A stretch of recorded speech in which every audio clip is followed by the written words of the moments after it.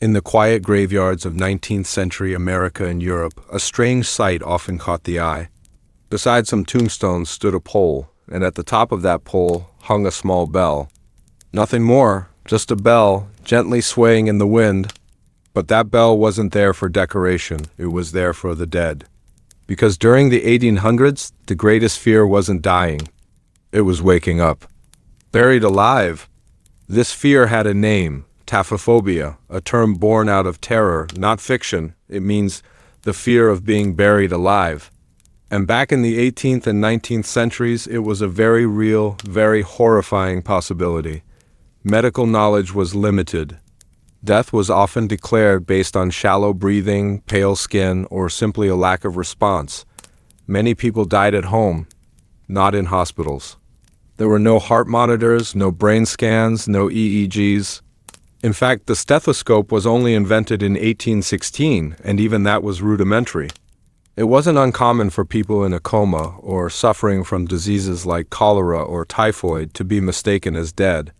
Some were buried within hours due to religious beliefs or fear of disease spreading, and in that rush, the unimaginable happened. People were buried alive. Newspapers of the time tell disturbing stories.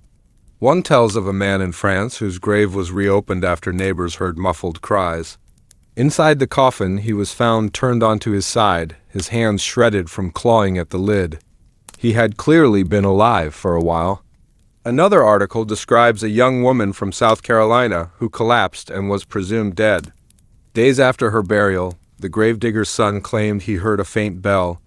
Her body was exhumed. The lining of her coffin was torn. Her nails were gone. Her face frozen in a scream. In response, people began designing safety coffins. These weren't fantasy, they were real, patented inventions. Some of them were surprisingly creative. A typical design involved a string tied to the buried person's wrist. That string ran through a metal tube that extended up through the soil and connected to a small bell at the surface. If the person below moved even slightly, the bell would ring. Some coffins had air pipes for breathing.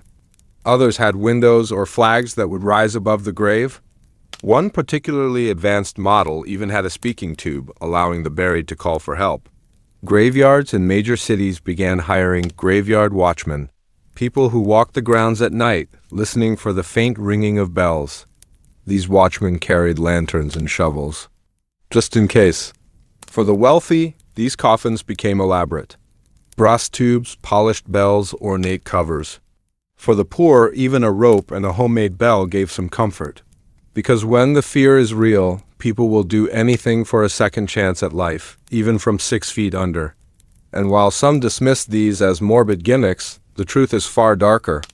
Several historical figures had strong burial instructions driven by this fear. George Washington, for example, requested that his body not be buried for at least 2 days after death, just to make absolutely sure he was gone. The medical community eventually took notice.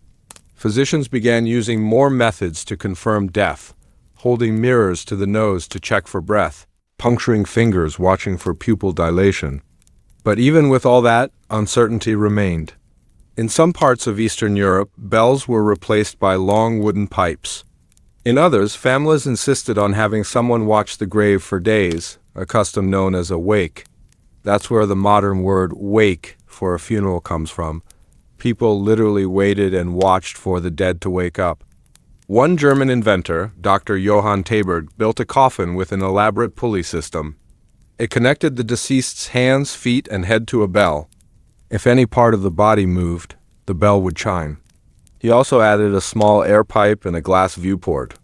His invention gained popularity in parts of Germany, Austria, and even London.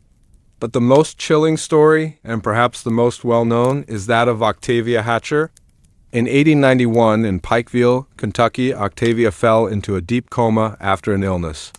Doctors believed she had died and she was buried. But days later, others in her town fell ill with similar symptoms and recovered. Her husband, fearing the worst, ordered her body to be exhumed. When they opened her coffin, they found the unthinkable. The lining of the coffin was shredded, her nails were torn. Her face was scratched and frozen in horror. She had woken up inside her grave and died again, this time for real. A statue of her still stands in the cemetery. Many say her grave is haunted. Some say they still hear scratching. By the late 1800s and early 1900s, advances in medicine began to calm public fears. Stethoscopes improved. Doctors became better at detecting signs of life or the lack of it. Safety coffins became rare. Graveyard bells faded into obscurity. But the fear never fully disappeared. Even today, rare stories surface of people declared dead, only to wake up moments before embalming. In 2020, a woman in Michigan was declared dead, only to be found alive at the funeral home. She was breathing, faintly, but alive. Some families, even now, request sensors, motion detectors, or even cameras placed near the casket, just in case. They may smile when they say it, but deep down, part of them still wonders, what if? So the next time you walk through a cemetery and you hear the faint ring of a bell, take a moment, look around. Listen closely. Was it just the wind, a bird, or someone still trying to escape?